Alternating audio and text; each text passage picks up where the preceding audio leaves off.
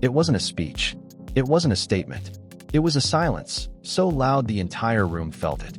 When Oprah Winfrey walked into Jeff Bezos' wedding in Venice, dripping in designer, front row, glowing, there was one name she didn't say. Meghan Markle. No greeting, no post, no photo, just a quiet arrival, and an even quieter message. This was no ordinary event. This was a gathering of titans. Beyoncé? There. European royals? There. Hollywood elites? Absolutely. But Meghan Markle and Prince Harry? Nowhere. Not even a whisper of an invite. For a couple who once shook the royal family to its core, this silence hit harder than any headline. And here's the question echoing across both coasts. What did Oprah's silence really mean? Because when the queen of media chooses not to speak, you better believe she's sending a message.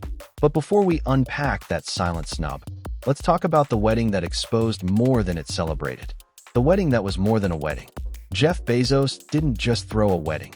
He orchestrated a spectacle. Set in the heart of Venice, it was a glittering fusion of power, money, and curated influence. This wasn't about vows, it was about visibility. The guest list read like the Forbes list married the Oscars. Every name in that room moved markets, shaped narratives, or held cultural capital. Hollywood royalty, tech moguls, European blue bloods, even Beyoncé. Each attendee wasn't just a guest, they were a statement. But the real shock? Not who was there, but who wasn't. Because amid the glowing gowns and billion-dollar handshakes, there was no Prince Harry, no Meghan Markle, not even a polite public nod, not a photo, not a tag, not even one of Oprah's signature affirming quotes on Instagram. Just an elegant silence.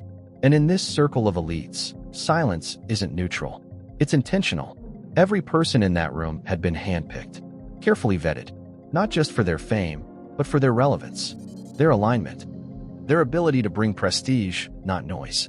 And so when Oprah Winfrey, who once gave Meghan and Harry the interview that shook the monarchy, sat front and center with no mention of the couple she once championed, it wasn't an oversight. It was a message.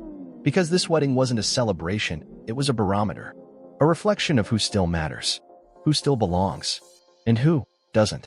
Meghan's fallout, from Oprah's ally to afterthought. Not long ago, Meghan Markle was more than just invited into elite circles. She was handed the mic. And the woman who gave it to her? Oprah. That 2021 interview wasn't just viral, it was a cultural earthquake. Meghan didn't hold back.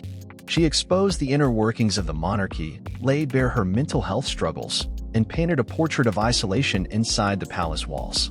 She broke centuries of silence in under 2 hours. For Oprah, known for asking the questions no one else dares, this was gold. For Meghan, it was supposed to be the ultimate reintroduction, a royal rebirth in the land of reinvention, America. At the time, it worked. Sympathy surged. Brands called. The world watched. It felt like Meghan had arrived, not just escaped.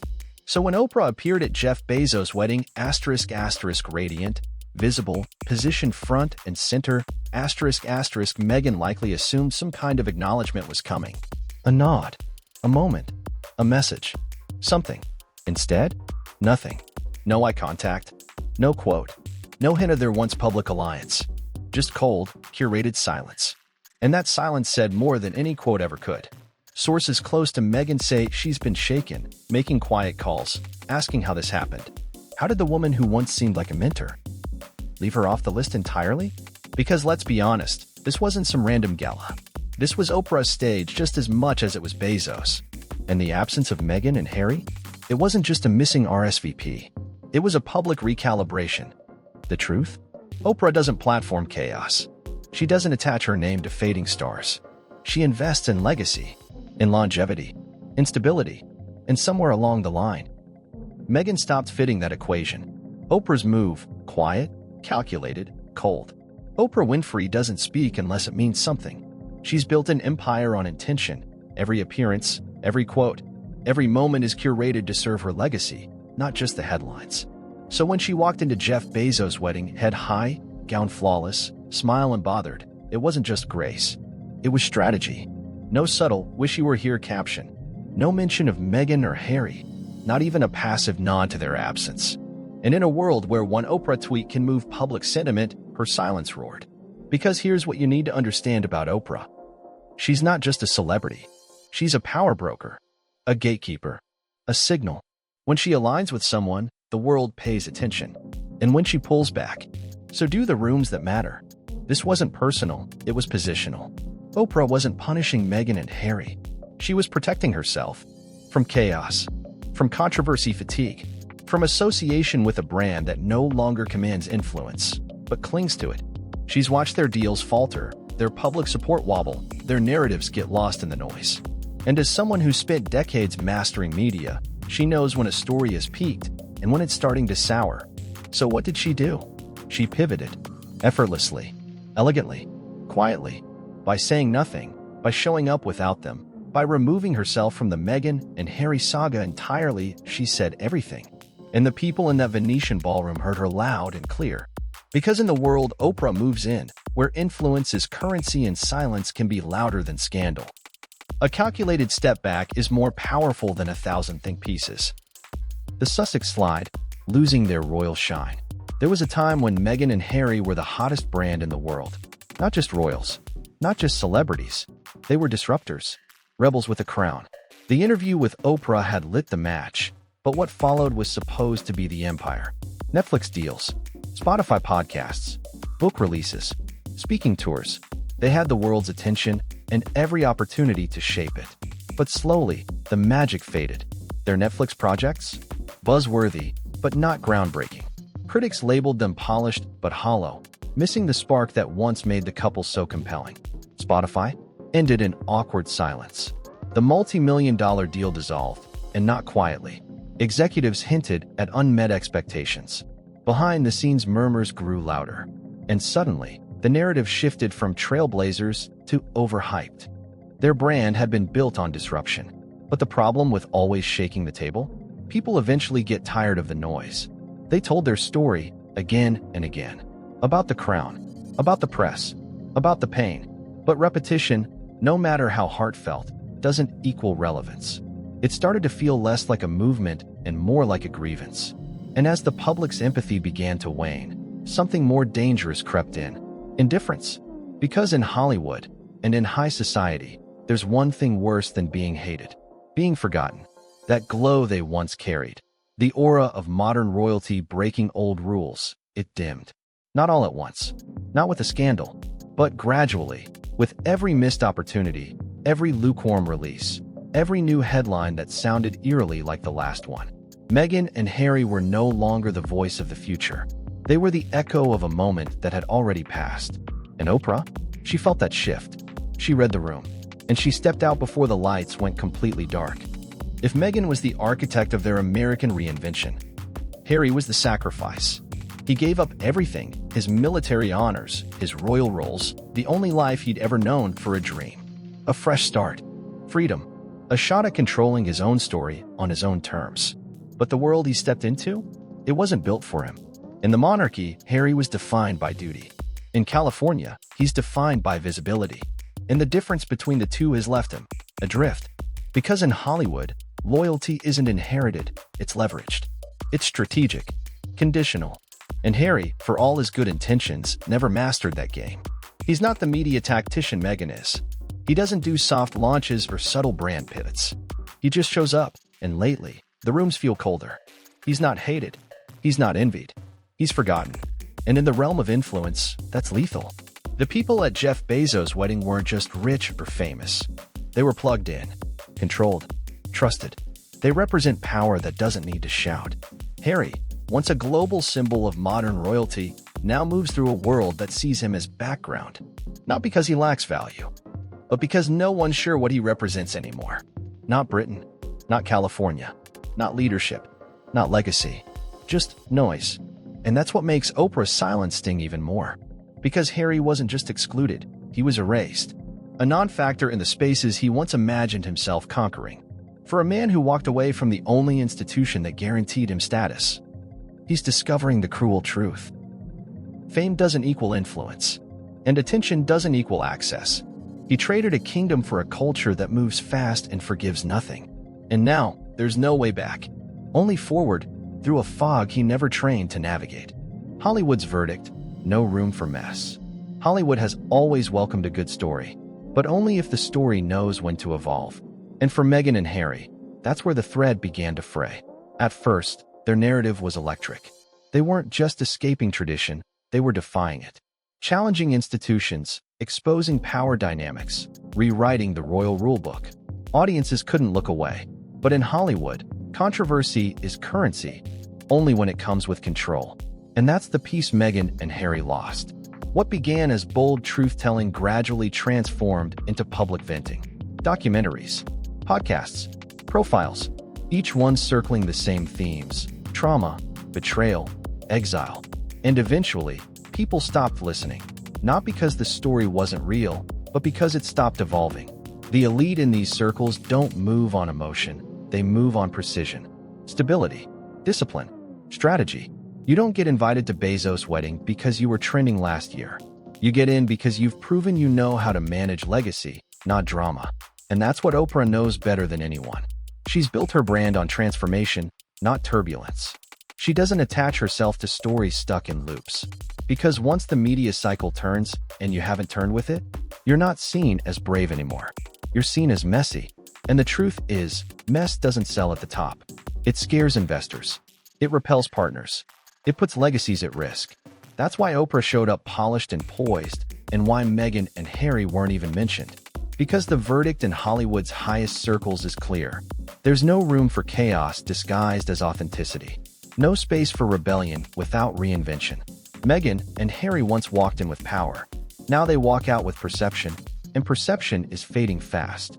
The deeper message behind the guest list. Let's be clear, no one accidentally forgets to invite Meghan Markle and Prince Harry. Not when the event is hosted by Jeff Bezos. Not when the guest list includes everyone from Oprah to European royalty. Every name in that room was there for a reason, and every absence, just as intentional. This wasn't some social oversight. It was a signal, because at the highest levels of power, where wealth, influence, and reputation intertwine, invitations are currency. They represent trust, alignment, and long-term value. You don't get invited because you're loud. You get invited because you're strategic, stable, predictable. And Meghan and Harry? They no longer check those boxes. The guest list was a mirror, not just of who's trending, but of who still holds weight. People who build, people who stabilize, people whose presence in a room calms headlines instead of creating them. So when Oprah walked in, regal and wordless, and Meghan wasn't even part of the conversation, that wasn't drama. That was data. It told the whole room, and the world watching online. This is who we trust. This is who still belongs. And perhaps more importantly, this is who we've quietly decided doesn't. Because in these circles, exclusion isn't punishment. It's curation. The people in that Venetian palace weren't just celebrities. They were symbols of power that endures, of reputations that evolve, of narratives that don't have to scream to be heard. And Meghan and Harry? They became symbols, too, of volatility, of a brand that once promised transformation, but now delivers inconsistency. And when that happens, no matter how famous you are, the doors start to close. The deeper message wasn't about one wedding. It was about legacy. And in that legacy-building space, Meghan and Harry didn't just miss the guest list, they missed the moment. The cost of overexposure.